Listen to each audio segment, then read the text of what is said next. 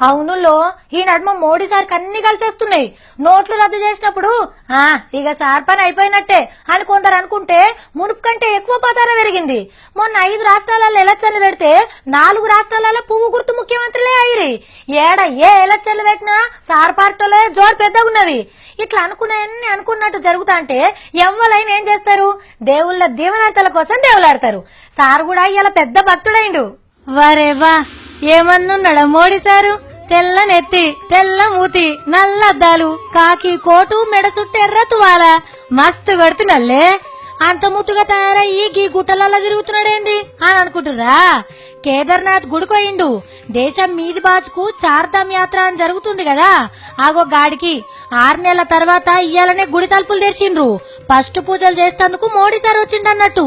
కుర్చీలో కూసోగానే బూట్లు ఇప్పేందుకు ఒక మనిషి ఉరికి రాగానే వద్దని ఆపేసిండు. అయ్యవార్లు ఎదుర్కొని లోపలికి తోలుకుపోయిర్రు. శివయ్యకు పెద్ద భక్తుడాయే, శానా సేపు పూజలు చేసిండు. పాలాభిషేకాలు, పూలాభిషేకాలు చేసిండు.